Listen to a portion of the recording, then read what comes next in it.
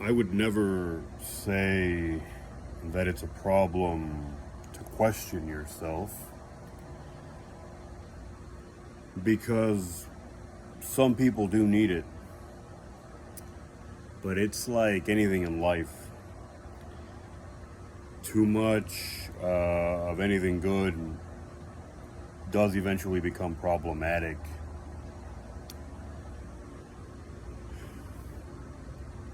This is something that if you do too much of it, um, questioning yourself, a less optimistic way of putting it would be doubting yourself.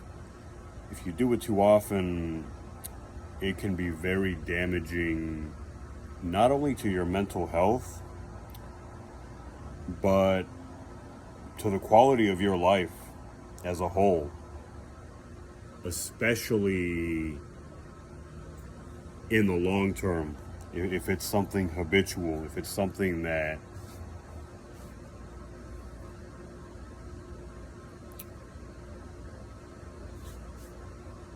if it's something that isn't just part of your daily life, but it is actually a constant presence in your life. And what I mean by that is, when it's a constant presence, it isn't something. It isn't just something that you do consciously and that you're aware of, even if you have little to no control over it. It's something that happens beneath the surface. That's how pervasive it is. The really dug in habits that we have, whether they be good or bad,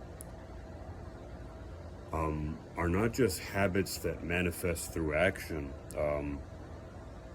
They are deeply ingrained within the wiring of our thought process. So, in this example, doubting yourself isn't something that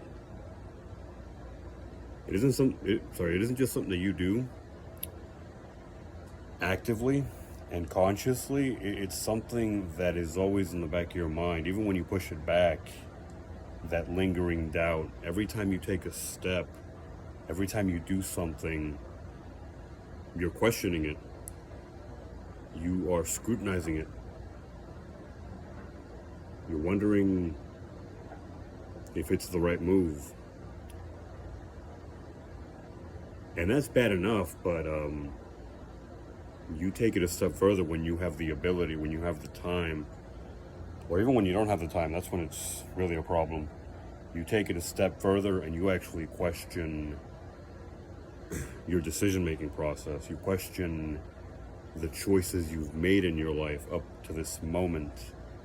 And while a lot of this stuff sounds very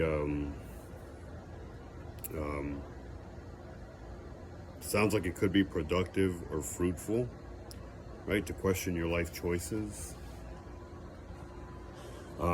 these are things that are good if you've never done them and if you're not in the habit of doing them. But if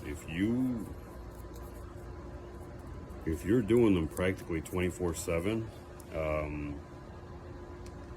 I hate to break it to you, but now you've got a problem. It's no better than a drug addiction or a problem with alcohol. What you're doing is, that fear response. Every time you do something, that fear response that leads you to question that step, perhaps every step, it can be soothing. There's a reason you do it. It can be, actually, it is soothing, because it allows you to not take accountability. It allows you to not take accountability for the moves you make. I won't explain deeply how that works because it's complicated, but I could get into it. That's a topic on its own. It allows you to avoid accountability for your actions And among other things, you know, it allows you to do that. It also allows you to remain stagnant, which may be the cause of a lot of your suffering, but there's a part of you, believe it or not, like it or not, that clings to that stagnancy, that lazy stagnancy, because it means you don't have to accomplish anything. It means you don't have to do anything. Constant questioning and self-doubt they also allow you to be on the fence, so to speak. They allow you to avoid risk-taking behavior. Again, that sounds very altruistic, unless it's taken too far.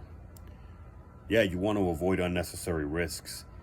You don't want to avoid all risk entirely.